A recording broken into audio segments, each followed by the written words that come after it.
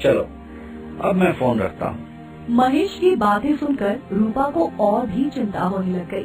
उसने ये बात राजेश को जाकर बताई।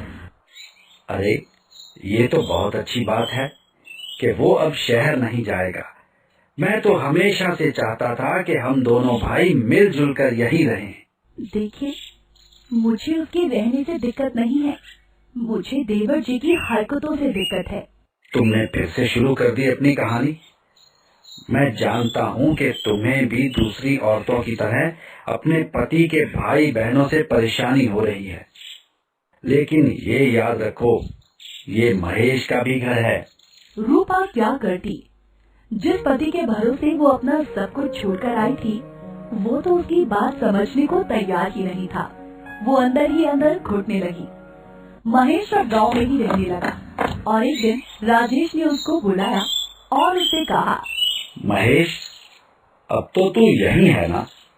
क्यों ना तुम मेरे साथ खेत पर चला कर, दोनों भाई मिलकर काम करेंगे तो फसलों से कमाई भी खूब होगी।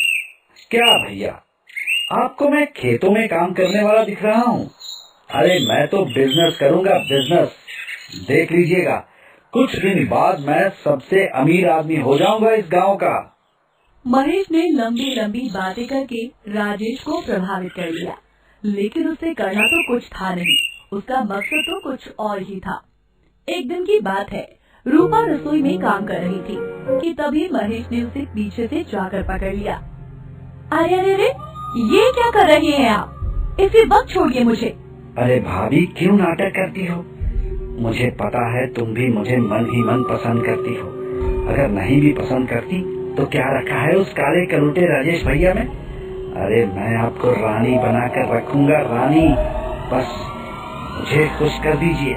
महेश की बात सुनकर रूपा ने उसे जोर का थप्पड़ मार दिया। बदतमीज, तुम्हारी हिम्मत कैसे हुई मुझसे ये सब कहने की? आज आने तो दो उन्हें, अब तो इस घर में नहीं रहेगा। अगर उन्होंने मना किया तो मैं घर छोड़कर चली जाऊंगी। अपने भाभी का रौद्र रूप देखकर महेश डर गया और तुरंत अपनी भाभी के पैर पकड़ लिए। अरे नहीं भाभी, ऐसा मत करना, भैया को कुछ मत बताना। देखो, मुझसे गलती हो गई भाभी, मैं बह गया था, मुझे माफ कर दो, प्लीज प्लीज मुझे माफ कर दो। महेश रूपा के पैरों पर गिरकर खूब गिड़गिड़ाने लगा। वो चाहती तो नहीं थी कि उसे उसके किए की माफी दे, लेकिन महेश के बार बार गिड़गिड़ाने और रोने से उसका दिल पिघल गया।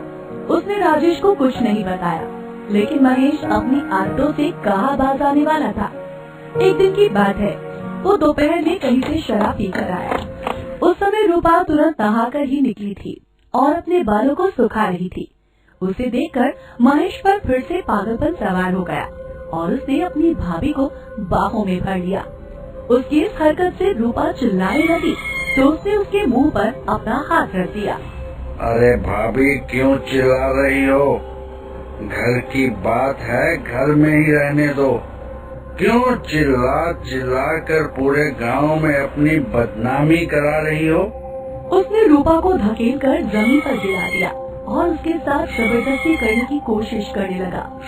तभी एक जोरदार थप्पड़ उसके गालों पर पड़ा। उसने देखा कि उसके भैया वहाँ खड़े हैं। बेशरम, ये क्या कर रहा है तू? वो तेरी भाभी है, भाभी। उसके साथ इतनी नीच हरकत। अरे भैया, आप गलत समझ रहे हो। मैंने कुछ नहीं किया। ये तो भाभी ही है जो मुझ पर डोले डालती है। कई बार मुझसे कहा कि तेरे भैया और मेरा कोई मेल नहीं, चलो भाग चलते हैं। उसकी बात सुनकर रूपा ने भी उसे जोरदार थप्पड़ जड़ दिया। बेशर्म आदमी, तू तो नारी के कीड़े से भी गिरा हुआ है। एक तो गंदी हरकत करता है और ऊपर से झूठ भी बोलता है। रूपा, मैंने पुलिस को फोन कर दिया है। इस जैसे लोगों की जगह समाज में नहीं, जेल में है, जो अपनी बहू, बेटी, भाभी पर पूरी नजर रखे। ऐसे लोगों का बाहर खुला रहना समाज के लिए ठीक नहीं। मैंने तो कितनी बार आपसे कहा था, लेकिन आप ही। मुझे माफ कर दो रूपा। अगर मैंने पहली बार ही तुम्हारी बात सुनी होती तो आज ये नौबत नहीं आती। थोड़ी देर में पुलिस वहाँ आ गई। वो महेश को ले गई। राजेश को अपनी गलती पर बार बार पछतावा हो रहा था, लेकिन अब पछताने से क्या फायदा। आप भी ऐसी गलती ना करें। मजाक के रिश्ते की भी एक सीमा होती है। अगर कोई सीमा तोड़े तो आप तुरंत उसका जवाब